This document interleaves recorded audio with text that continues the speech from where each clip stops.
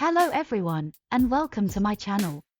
I'm a native Japanese anime fan, and in this series, I'd like to share some cultural insights and background knowledge with all of you amazing anime lovers around the world. As you know, many anime are created by Japanese authors and deeply reflect Japanese culture, values, and ways of thinking. And sometimes, that means certain scenes or character actions can be a bit confusing or even misunderstood by international audiences. So in this video, I'm going to break down one of those moments, specifically from Attack on Titan, Season 1, Episode 3, a scene that has left many non-Japanese fans wondering, why did that character do that? Let's dive in and explore the meaning behind it from a Japanese perspective. こんにちは、ともです。英語は苦手なので、音声読み上げソフトを頼っています。それではどうぞごゆっくり。English audio is provided by a text-to-speech software.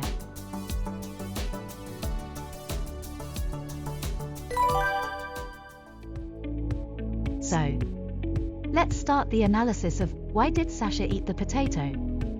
First, I will tell you the conclusion I have drawn from my point of view. That is, Sasha is a serious girl. She participated in the training with serious intentions.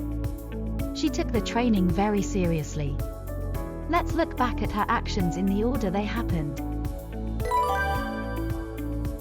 First, let's look back at the time of the potato eating incident. The instructor asked each trainee threatening questions.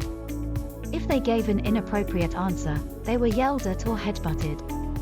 In other words, all the trainees were in a tense situation. Then, Connie made a mistake in her salute, and the instructor grabbed her head and hung her. This was the situation when Sasha bit into the potato.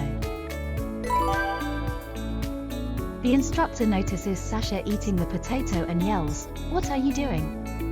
But Sasha doesn't realize that he is the one being questioned, and continues eating the potato while looking around. In other words, she does not realize that she is doing something wrong. If she knew that she was doing something wrong, she would not be eating the potato so brazenly. Rather, Sasha may be thinking, I am doing what I should be doing. Let's look at the following incident. Finally, the instructor appears in front of Sasha and asks her loudly what she is doing. Take a good look at Sasha's reaction at this point. Sasha is surprised by the instructor's loud voice, but she is not afraid of him. She swallows the potato in her mouth and proudly answers the instructor, "I was eating boiled potatoes." Look at the instructor's face. This is the instructor's face as seen from Sasha's point of view. You can see that the instructor has a scary expression as he looks down at you. Wouldn't you be scared if an instructor with a look like this looked down at you and yelled at you? But look at Sasha's expression below. This is Sasha's face as seen from the instructor's point of view. Sasha is shorter than the instructor, so the perspective is looking down slightly on Sasha. Sasha looks the instructor straight in the face, facing him with an imposing attitude that shows she has done nothing wrong. She then replies, "If the potatoes get cold, it'll all be for nothing, so I've decided that I should eat them now." The instructor couldn't understand why Sasha wanted to eat the potato, and Sasha couldn't understand the meaning of the instructor's question, so the two of them remained silent and in a stalemate. It was Sasha who made the first move. She split the potato in two and shared the smaller one with the instructor, saying, "Here you go." Then Sasha made a smile-like expression. Now, if we look closely at Sasha's series of actions, we can see her code of conduct, which is based on her own logic. Let's summarize it in 3 points. First, wasting food is the worst thing. Second, don't hoard food all to yourself. Third, smile when sharing food with someone. And when I saw these 3 things, I, as a Japanese person, remembered something. Yes, my mother taught me that these 3 things are very important. Let's think about Sasha's upbringing. While watching Sasha perform the penalty run, Ellen and the others talked about Sasha. We learn that Sasha comes from a small village where hunting is the main way of life.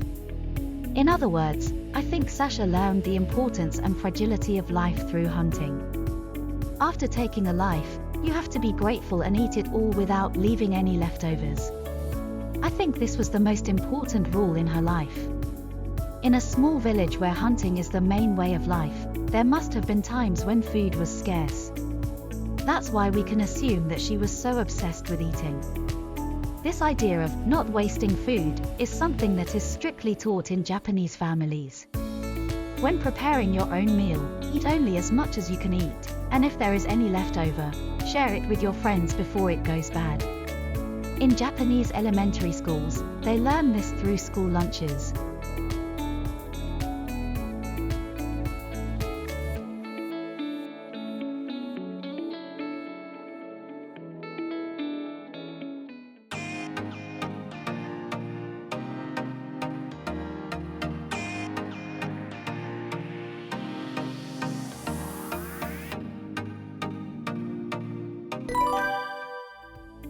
Now, let's start with the second topic, why Jin wiped his hands.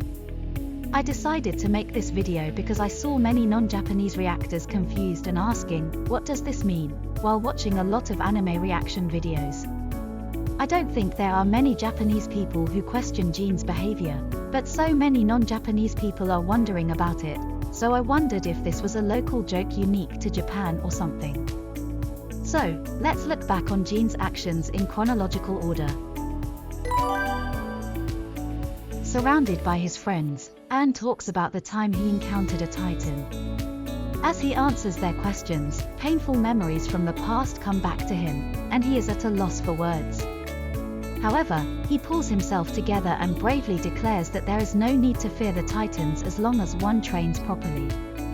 Jin watches him from afar with cold eyes. He then hurls teasing words at Eren, who is burning with a desire for revenge against the titans, enraging him. Just as it looks like a fight is about to break out, the sound of a bell rings, the atmosphere lightens, and Jin holds out his hand to Eren, proposing a reconciliation. Eren accepts the proposal, and the two part ways peacefully. The problem seemed to be solved, but for Jin, a new problem emerged. Jin's eyes were glued to Mikasa's beautiful black hair. Jin called out to Mikasa without thinking.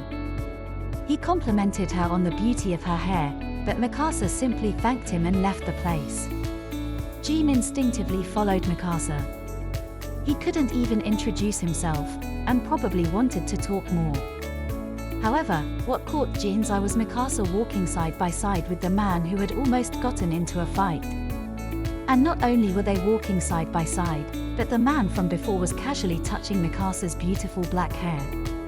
Jin may not have heard their conversation, but he could see what they were doing. The man from before was nearby, so he couldn't talk to Mikasa. And what's more, the man was touching Mikasa's hair. Jin, who didn't know that the two were like brothers, was surely extremely jealous. He felt as if Eren had betrayed him, and wanted to pretend that what had just happened had never happened. And so Jin wiped his hands. Are Japanese people the only ones who wipe their hands or brush off the dust when they want to erase something? Is there a gesture you use when you want to cancel something? Let me know in the comments. Additional information. Please watch the main footage again. From this scene to this scene, Jin is outside the building. Do you hear any sound? This is also a sound familiar to Japanese people, and is the sound you hear when you go outside at night from the end of summer to autumn. It's the sound of autumn insects. As a Japanese person, I find the sound of these insects somewhat sentimental, sometimes romantic, and calming, so Jin's serious expression and the unbalanced sound of the insects make it even more enjoyable. However, according to rumors, it is processed as noise by people who do not understand Japanese and does not leave an impression. How does it sound to your ears? Please let me know in the comments.